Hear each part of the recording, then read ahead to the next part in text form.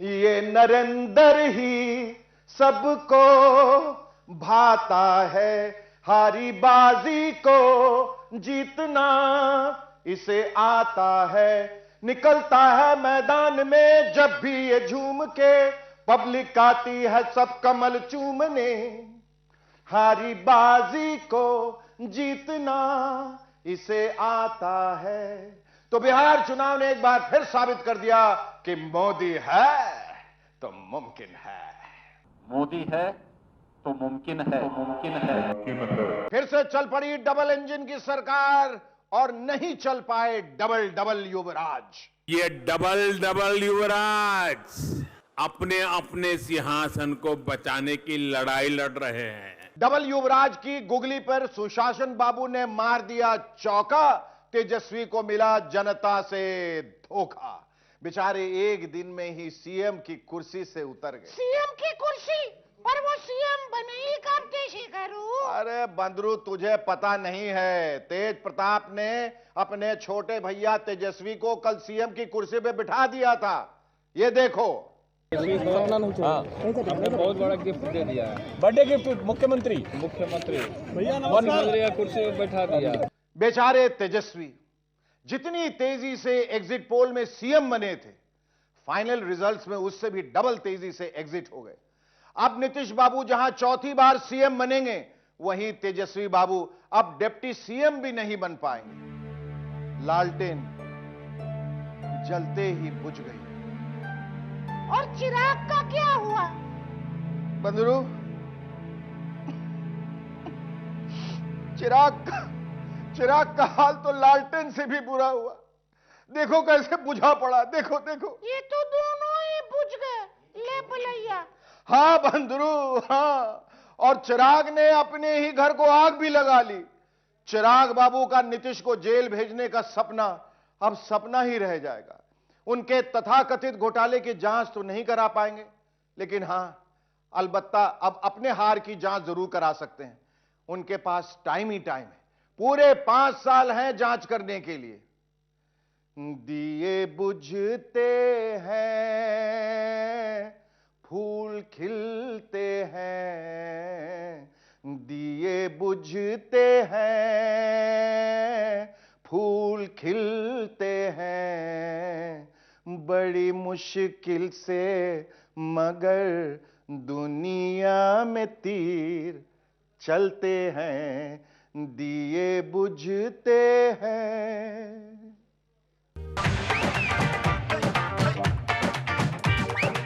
पोल खोल।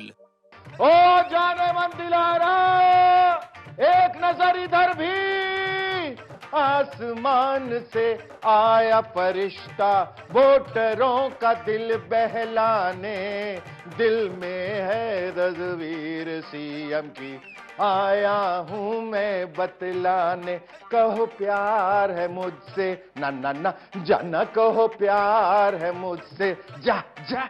आहा हा हा, क्या समा था, क्या माहौल था, क्या भीड़ थी।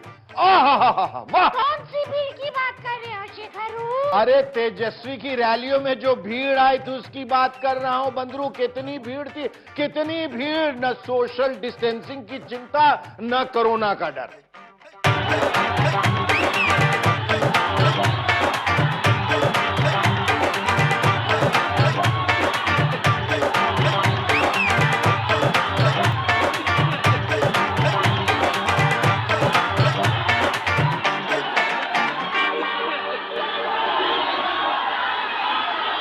इतनी भीड़ रहती थी कि तेजस्वी बाबू ऊपर हेलीकॉप्टर से दिखा रहे होते थे, देखो खुद ही अपनी आंखों से देखो कितना पब्लिक है नीचे। बाप रे बाप, चींटी की तरह एकदम एक ही जगह इकट्ठा हो गया।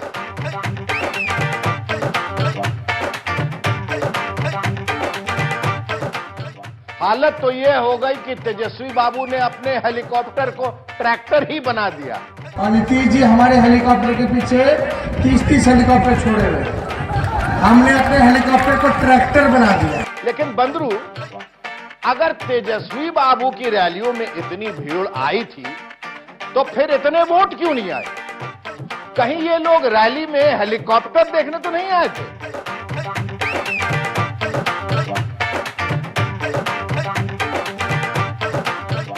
अरे अरे अरे अरे, ये सब तो हेलीकॉप्टर के अंदर ही घुस गए। इसका मतलब ये हुआ ये सब पब्लिक हेलीकॉप्टर का खेला देखने आई थी। खेला खत्म, पैसा हजम। हमको भी कंफ्यूजिया दिया, एग्जिट पोल वालों को भी कंफ्यूजिया दिया, और सबसे ज्यादा तो तेजस्वी बाबू को कंफ्यूजिया दिया। मुख्यमंत्री बन रहे जीत रहे हैं एकदम मजबूती के साथ हमारी सरकार बन रही है। भैया नमस्कार। कुर्सी पर बैठा दिया। तो जैसे हेलीकॉप्टर हवा में उड़ गया, वैसे ही तेजस्वी जी के सीएम बनने के अरमान भी हवा में उड़ गए। मेरी प्यारी ईवीएम, मेरी सुंदर ईवीएम, मेरी भोली ईवीएम। देखा बंदरो, देखा, मैंने कल ही कह दिया था ना कि जब फाइनल रिजल्ट आएगा तो कोई इस बेचारी ईवीएम को अपनी महबूबा बताएगा तो कोई बेवफा। कौन बता रहा है बेवफा? अरे एक हो तो बताऊं। सबसे पहले प्लूरल्स पार्टी की पुष्पम प्रिया ने बेवफा बेवफा शुरू किया, फिर जन अधिकार पार्टी के पप्पू यादव ने भी मिले सुर में सुर हमारा, उनके सुर में सुर मिला दिया, और उसके बाद आई सदाबहार बेवफा वाली कांग्रेस। कांग्रेस के दिग्गी राजा ने फिर से अपना पुराना ईवीएम राग छेड़ दिया है। और भी लोग हैं, बताता हूं।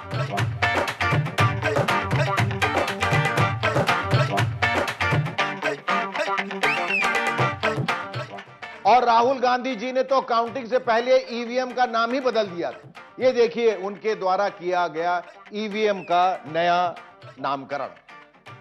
उसका नाम ईवीएम नहीं है, उसका नाम एमवीएम है।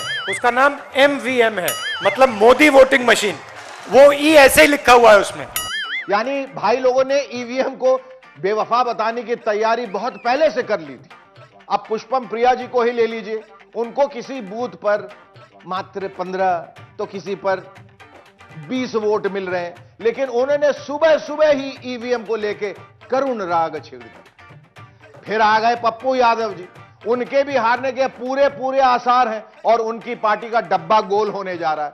अब कोई नेता अपनी हार का जिम्मेदार खुद को तो बताता नहीं। उनके लिए सबसे आसान बलि का बकरा होता है बेचारी ये ईवीएम मशीन। तो पप्पू जी शुरू हो गए ईवीएम के खिलाफ। चुनाव के बीच में भी कुछ जगहों पर ईवीएम वोट का ट्रेंड दिखाया गया था कि हम डाले कहीं है और गया कहीं है। तो ईवीएम, मेरा मानना है कि ईवीएम के साथ चुनाव नहीं होना चाहिए। इसके बाद नंबर आया कांग्रेस के उदित राज जी का, जो बीजेपी से होते हुए कांग्रेस में पहुंचे हैं। वो भी ईवीएम में खराबी ढूंढने लगे। इसके मतलब ये नहीं है कि त्रुटि नहीं है। यह मैं किसी विशेष पार्टी के लिए नहीं कह रहा हूँ। महागठबंधन ही क्यों न जीत जाए बिहार में, तब भी मैं कहूँगा कि यह व्यवस्था जानी चाहिए। मैं ईवीएम के खिलाफ पहले से रहा हूँ, रहूँगा। खैर ये सब तो छोटे मियाँ थे।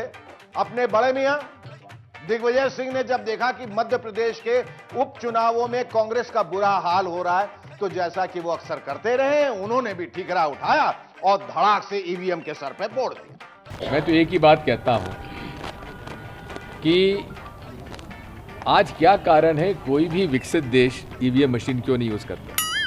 मुझे बताइए। जिसमें चिप लगी है वो टेम्पर प्रूफ नहीं है। दिग्गी राजा जी, अगर ईवीएम में गलती है तो इसके पीछे भी उसके पीछे भी कांग्रेस पार्टी की ही मिस्टेक है। आपकी पार्टी के कार्यकाल में ही चुनावों में ईवीएम का इस्तेमाल होना शुरू हुआ था, याद है? और मध्य प्रदेश में आपकी सरकार यानी कमलनाथ सरकार गई, तो इसके लिए भी कई लोग आपको जिम्मेदार मानते हैं ईवीएम को। कुछ नया सोचिए दिग्गी जी, कब तक पुराने राग अलापते रहेंगे? नौकरी ले लो, 10 लाख नौकरी ले लो। ओ वैक्सीन ले लो जी, वैक्सीन ले लो, वैक्सीन ले लो, फ्री में कोरोना की वैक्सीन ले लो। ऐसे अपना अपना माल बेच रही थी सारी पार्टियां जब इलेक्शन शुरू हुआ था। तो पब्लिक ने किसका माल खरीदा शेखरू? खरीदा नहीं, फ्री में लिया बंदरू। ये तो इंजेक्शन की तरह बिल्कुल साफ है कि पब्लिक को बीजेपी की वैक्सीन पसंद आई और विरोधी पार्टियों को लगा दी उसने हार की सुई। बिहार में हर एक के लिए मुफ्त में वैक्सीन मिल जाएगा। मुफ्त मुफ्त मुफ्त मुफ्त। तो ये वही वैक्सीन बिहार जा रही है क्या शेखू? कौन सी? ये वाली। अरे तुम तो ये फर्जी वैक्सीन दिखा रहे हो बंदरू, लेकिन पब्लिक ने बीजेपी के वैक्सीन के वादे को फर्जी नहीं समझा। लगता है उसी वादे पर वोट कर दिया शायद। और तेजस्वी ने भी तो 10 लाख नौकरी का वादा किया था, क्या लोगों को वो पसंद नहीं आया? लोगों ने शायद ये सोचा कि जान बची तो लाखों पाए, जान बचेगी तभी तो नौकरी मिलेगी। तो भैया पहले वैक्सीन लगवा लो, नौकरी बाद में लगवा लेंगे। देखो देखो अब कैसे वैक्सीन की खुशी में ये महिलाएं कोरोना सॉन्ग गा रही हैं। कोरोना आयल अचानक से, मंगल भैया तैयार बा, गर्दा बा, मोदी के सरकार बा, सुशासन के बयार बा, गर्दा बा। तो भाइयों बहनों, आप में से जिसकी पार्टी जीती है वो खुशी का गाना सुनिए और जिसकी हार गई वो सैड सॉन्ग सुनिए।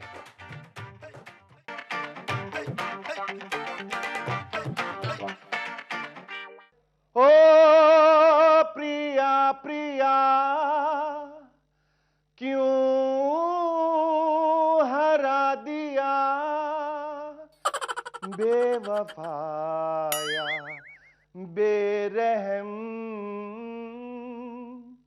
क्या कहें अब हम, तेरा दिल तोड़ा है भूल क्यों गया ये मतदाता। ओ पुष्पम प्रिया क्यों हरा दिया, ओ प्लूरल्स पिया तू चला गया। पुष्पम प्रिया सीएम बनते बनते रह गई बंदरू, सीएम बनते बनते रह गई। कितनी सीटों से रह गई शेखरू? अरे दोनों सीटों से रह गई, दोनों सीटों से। यानी पुष्पम प्रिया जी जिन 2 सीटों से लड़ रही हैं उन दोनों ही सीटों पर बुरी तरह से हार रही हैं। वो कह रही हैं कि मेरी तो ईवीएम हैक हो गई। ये ट्वीट आया उनका, देखिए। पुष्पम प्रिया जी बड़ा ही जालिम हैकर था, 1000 वोट भी नहीं छोड़ी आपके लिए। 20वीं सीट पर प्रिया जी को अभी तक सिर्फ 500 वोट मिले, 500, और बांकीपुर से सिर्फ 800 वोट मिले। बिहार के भविष्य के साथ ये अच्छा नहीं हुआ बंदरू, ये बिल्कुल भी अच्छा नहीं हुआ। अरे अरे मेरी बहुत जरूरत है यहाँ, वही अनुभव हो रहा है पूरा बिहार घूमने के बाद। मैं अपनी जगह पे हूँ, बिहार का भविष्य अब मैं ही हूँ, बिहार का भविष्य प्लूरल्स है। बिहार का भविष्य वर्तमान बनने से पहले ही भूत बन गया, हद हो गई। और उनकी पार्टी का क्या हुआ शेखू? पार्टी? कैसी पार्टी? अरे हारने के बाद कोई पार्टी करता है क्या बंदरू? मैं उनकी पॉलिटिकल पार्टी की बात कर रहा हूँ, प्लूरल्स पार्टी। उनकी पार्टी का सिर्फ नाम ही प्लूरल्स है बंदरू। दरअसल रियलिटी में उनकी पार्टी सिंगुलर ही है। मतलब ये कि प्रिया जी ने सोचा कि पार्टी वार्टी तो खैर बाद में बना लेंगे, पहले हम सीएम बन जाते।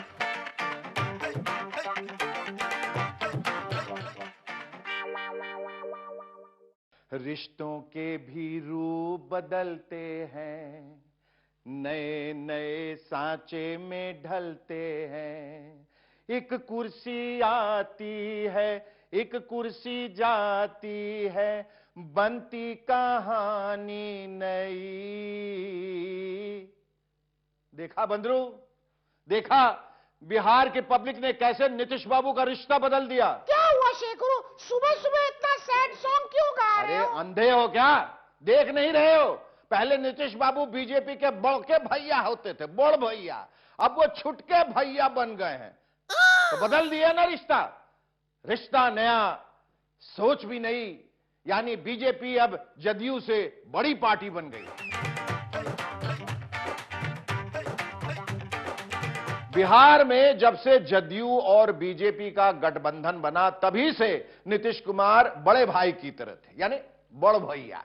मतलब गठबंधन में उनको ही ज्यादा मलाई मिलती रही, ज्यादा सीटें मिलती रही। नीतीश जी मुख्यमंत्री होते रहे और बीजेपी के नेता उप मुख्यमंत्री। लेकिन इस बार नीतीश कुमार जी से बड़ भैया की कुर्सी छिन गई, अब वो छोटे भाई हो गए, छुट भैया। हालांकि बिहार में जदयू के दफ्तर के सामने बम पटाखे फूट रहे हैं, सेलिब्रेशन हो रहा है। देखिए, जदयू के नेता जश्न तो मना रहे हैं, लेकिन इस बात पर खुलकर बोलने से बच रहे हैं कि ये रिश्ते का हेर फेर कैसे हो गया, ये सीटें कम ज्यादा कैसे हो गई। देखिए जदयू के नेता नीरज कुमार क्या कह रहे हैं। भारतीय जनता पार्टी हमारी सहयोगी पार्टी है, एक दूसरे के साथ हम सहयोग कर रहे हैं, चारों पार्टियां लड़ रही है। अब एक दूसरे का सीट का कितना आना जाना बढ़ना घटना वो अलग विषय है। आपको लगता है कि ये सब अलग बात है नीरज जी, लेकिन शायद जनता को नहीं लगा कि ये अलग बात है, इसीलिए तो आप छुटके भैया बन गए। अब पता नहीं ये बीजेपी का दांव था या चिराग पासवान की जिद थी या नीतीश जी की ही हठधर्मिता थी कि चिराग को बिहार के एनडीए से बाहर करें। जो भी था, नीतीश जी को बहुत घाटा हो गया। घाटा कितना बड़ा है ये तो खैर फाइनल रिजल्ट के बाद ही पता चलेगा। हालांकि इस चक्कर में चिराग पासवान और उनकी पार्टी का भारी नुकसान हो गया, उनके सपने भी चकनाचूर हो गए। बंदर, तूने वो कहावत तो सुनी है ना कि हम तो सनम डूबेंगे ही, तुमको भी ले डूबेंगे। कौन डूब गया? किसकी बात कर रहे हो शेखरू? अरे चिराग बाबू की, वो खुद तो बुझ ही गए, नीतीश बाबू की उम्मीदों का दिया भी बुझाने की कोशिश कर रहे हैं।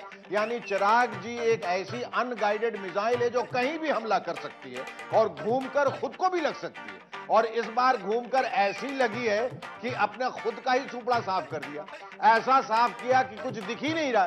बंधु देखो देखो, रिजल्ट की लिस्ट देखो, नजर डालो उधर, कहीं दिख ही नहीं रहे। तुम्हें दिख रहे हैं? मुझे भी नहीं दिख रहे।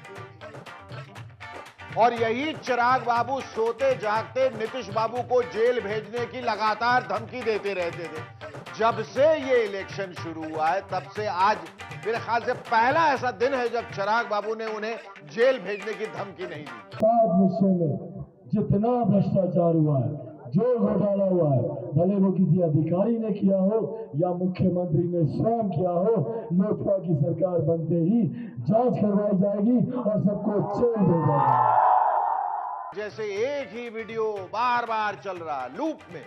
वीडियो से याद आया, वो तुम्हें चिराग बाबू का वो वीडियो याद है बंदरू? कौन सा वीडियो शेखरू? अरे वही जिसकी शूटिंग में उन्होंने टेक पर टेक दिए थे, टेक पर टेक दिए थे। एडिट करेंगे भाई, सिंगल कैमरा ही शूट कर रहे हैं ना हम लोग। ये वाला चिराग बाबू ने इस वीडियो में तो बहुत टेक दिए थे, लेकिन वो भूल गए कि इलेक्शन में कोई रीटेक नहीं होता, इसलिए देखा टेक दिए ना घुटने। बीजेपी लगातार मना किए जा रही थी कि हम तुमसे बात नहीं करते, लेकिन चिराग बाबू जबरदस्ती कहे जा रहे थे, मान न मान मैं तेरा हनुमान, मैं जरूर करूंगा तेरा नुकसान, और कर ही दिया। हालांकि बीजेपी वाले अभी भी खुलकर यह स्वीकार नहीं कर रहे हैं। मानिए ना, चिराग पासवान के साथ दोस्ती ना कर गठबंधन में शामिल ना कर चूक हो गई। देखिए सुमित जी, आप बहुत अच्छे से जानते हैं और समझते हैं चीज़ों को, आपको समझाने की ज़रूरत नहीं है मुझे, लेकिन आप जानते हैं कि हम लोग तो कोशिश कर ही रहे थे, लेकिन वो गठबंधन में नहीं आए, तो हमने अपनी अलग से चुनाव को, पूरे अभियान को चलाया और नीतीश कुमार जी के नेतृत्व में चुनाव लड़ा। पूरे इलेक्शन में चिराग बाबू यही गाना गाते रहे और अब सपने में भी गाएंगे, तेरा पीछा ना मैं छोड़ूंगा सोनिए, पीछा ना मैं छोड़ूंगा सोनिए, भेज दूंगा जेल में। तो भैया अभी तक तो है सभी की नैया डावाडोल। मुझे तो ऐसा लगता है कि मोदी जी ही बजाएंगे चुनावी ढोल। और ये था हमारा बिहार चुनाव पर अपना स्पेशल पोल खोल। तो मैं और बंदरू फिर कभी आएंगे बजाने सबकी पोल। तब तक देखते रहिए एबीपी न्यूज। आगे भी जाने न तू, पीछे भी जाने न तू, जो भी है बस यही एक पल है, जो भी है बस यही एक पल है। एबीपी न्यूज आपको रखे आगे।